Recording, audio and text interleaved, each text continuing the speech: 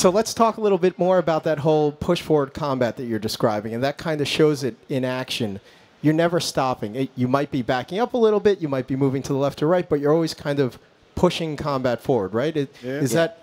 Describe to us how that works and what that means. Yeah, Hugo kind of coined a term around the office that we use is, you're kind of like Bruce Lee on a skateboard with a shotgun, in a skate park. And you kind of get that sense of that space there. It lends itself to always moving forward, always kind of traversing the space. We have a double jump mechanic that allows you to kind of go further or go higher and grab ledges and, change the verticality of the space a lot more than kind of a classic Doom experience.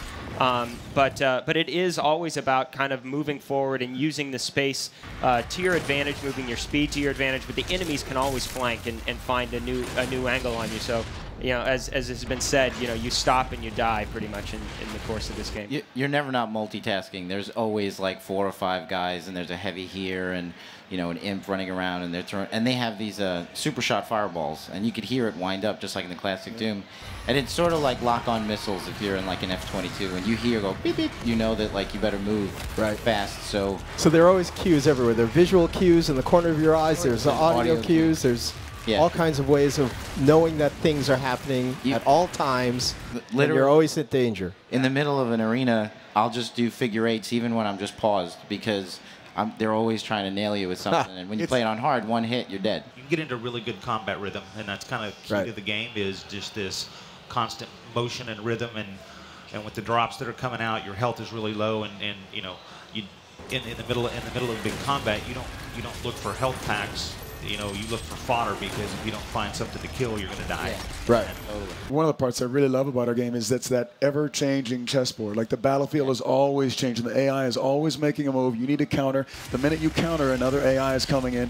And so you've got this game in your head that you're playing just to stay alive and get through it and take guys out. Combat is it's so core to what Doom is to everybody in the world, and it's really strong in our game. It's really fun working. You can't really strategize when you enter into an arena space. It's more like moment-to-moment, split-second strategizing because it's changing constantly. Right. It's very improvisational. Yeah, everybody has a plan until they get hit in the face. Pretty much. I mean, I love that. I'm hearing improvisational. I hear rhythm. I hear constant movement. So it really is a game of skill, right? Yeah. Absolutely. I mean, it's not just sitting there blasting everything as it comes at you, but you're constantly on your toes. You're constantly being challenged. That's really one of the core pillars of Doom, right? Yeah.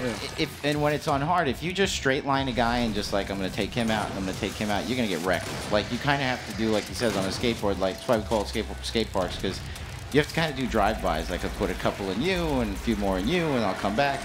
Because if you stop and try to take out a guy at once, you're going to get wrecked. It's not a tactical shooter. It's not a cover-based shooter. It will test your skill. Nightmare mode brings a completely different level to all of this. Oh, It's yeah. awesome. Right. So. Right. So if you want to test yourself, you'll really test yourself. Nightmare will beat your ass down.